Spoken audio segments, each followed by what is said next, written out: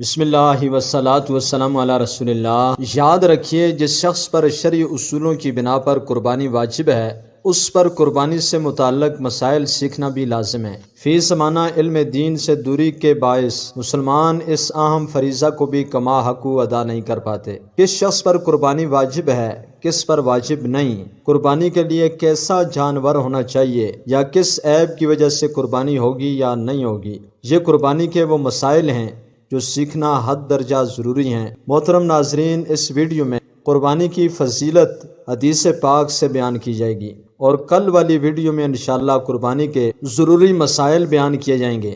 لہٰذا یہ دونوں ویڈیو ثواب کی نیت سے لازمی مکمل دیکھنا کہ شریعت کا ایک مسئلہ سیکھنا 1000 نفل نماز سے بہتر ہے۔ حدیث نمبر 1، حضرت سیدنا زید بن ارقم رضی اللہ تعالیٰ عنہ فرماتے ہیں، صحابہ کرام علیہم الرضوان نے عرض کی، یا رسول اللہ صلی اللہ علیہ وسلم، یہ قربانیاں کیا ہیں؟ آقا دو جہاں صلی اللہ علیہ وسلم نے ارشاد فرمایا، تمہارے باپ ابراہیم علیہ السلام کی سنت ہیں۔ صحابہ کرام علیہم الرضوان نے عرض کیا، یا رسول اللہ صلی اللہ علیہ وسلم، ان میں ہمارے لیے کیا ثواب ہے؟ فرمایا، ہر بال کے بدلے ایک نیکی ہے۔ عرض کی، اور اون میں؟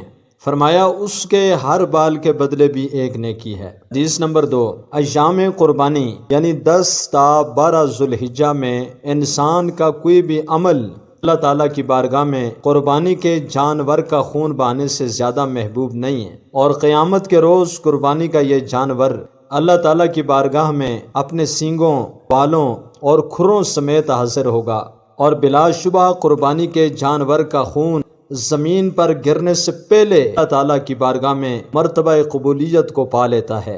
تو اے مومنو، خوش دلی سے قربانی کیا کرو۔ حدیث نمبر 3، آقا دو جہاں صلی اللہ علیہ وسلم نے فرمایا، جس نے خوش دلی سے طالب ثواب ہو کر قربانی کی تو وہ قربانی آتش جہنم سے حجاب یعنی روک ہو جائے گی۔ حدیث نمبر 4، آقا دو جہاں صلی اللہ علیہ وسلم نے فرمایا، جو روپیہ عید کے دن قربانی میں خرچ کیا گیا اس سے زیادہ کوئی روپیہ پیارا نہیں ہے۔ حدیث نمبر 5، آقا دو جہاں صلی اللہ علیہ وسلم نے ارشاد فرمایا، اے فاطمہ رضی اللہ تعالی عنہا، اٹھو، اپنی قربانی کے جانور کے پاس جاؤ اور اس سے لے کر آؤ، کیونکہ اس کے خون کا پہلا قطرہ گرنے پر تمہارے پچھلے گناہ بخش دیے جائیں گے۔ انہوں نے عرض کی، یا رسول اللہ صلی اللہ تعالی علیہ وسلم، یہ انعام ہم اہل بیت کے ساتھ خاص ہے یا ہمارے اور تمام مسلمانوں کے لیے عام ہے؟ تو آقا دو جہاں صلی اللہ علیہ وسلم نے ارشاد فرمایا، بلکہ ہمارے اور تمام مسلمانوں کے لیے عام ہے۔ حدیث نمبر 6،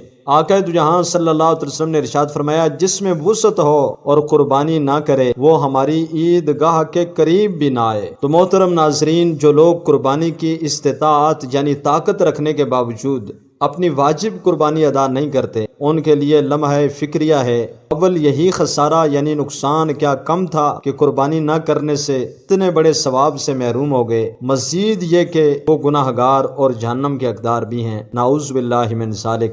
اللہ تعالی ہمیں خوش دلی کے ساتھ قربانی کرنے کی توفیق عطا فرمائے۔ دوستو، کل والی ویڈیو میں انشاءاللہ قربانی کے ضروری مسائل بیان ہوں گے، وہ ویڈیو بھی لازمی دیکھنا۔